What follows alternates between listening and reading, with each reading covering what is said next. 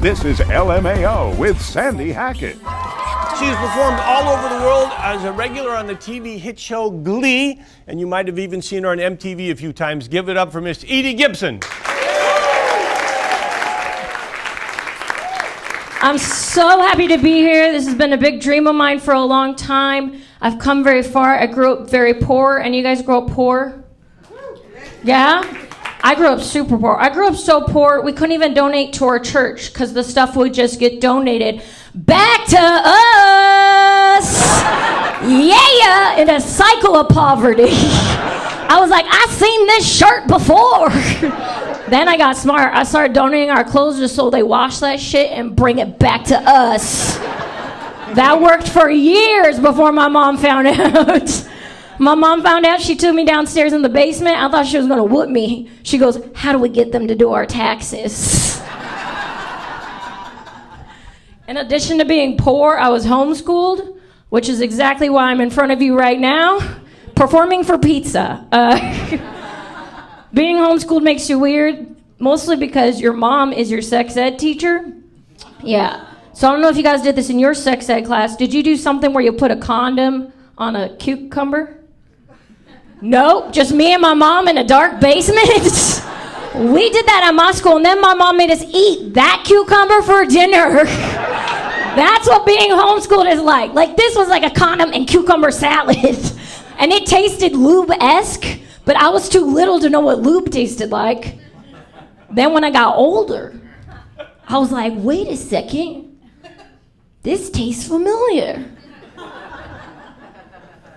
This is just like my mom used to make. Being homeschooled sucks because I only know what my mom knows.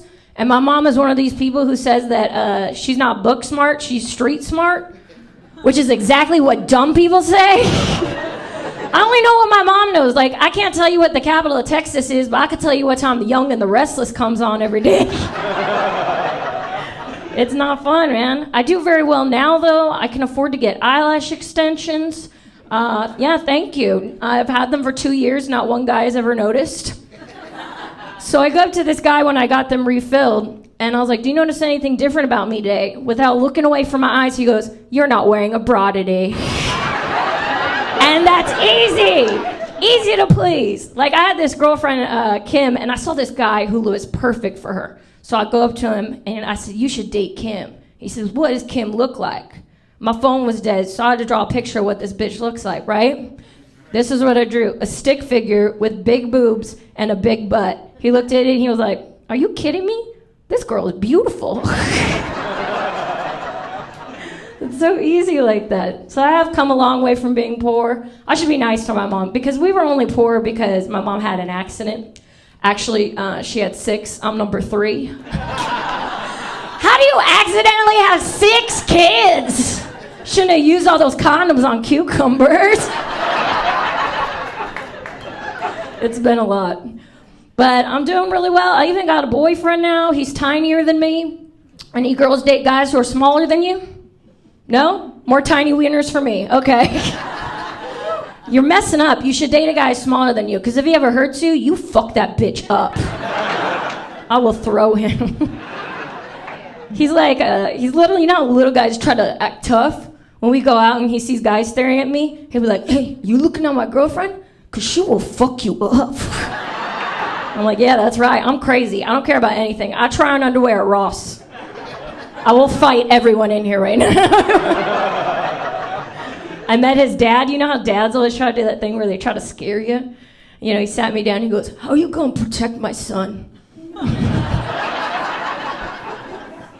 He reminded me of my own dad. My dad's crazy, too. My dad, he collects classic cars. You guys into classic cars?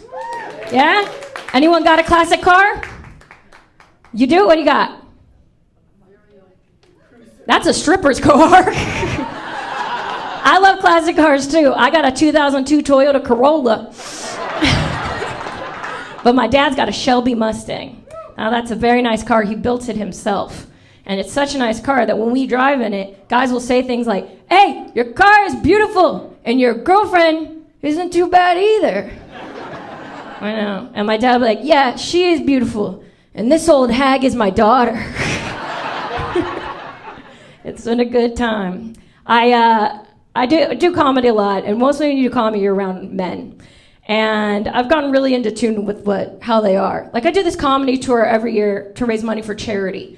Everyone on the tour has a disease they're raising money for. I have Crohn's disease. Do you guys know what that is? It's just a super, super contagious digestive disorder. This year, one of the guys was raising money for testicular cancer. In his set, he's like, I'd have one of my testicles removed. We're staying in the same hotel, so I messaged him. I said, we should grab a drink. He messaged me back, and he goes, yeah, I just looked up what Crohn's disease is. I don't really hook up with girls who have Crohn's disease.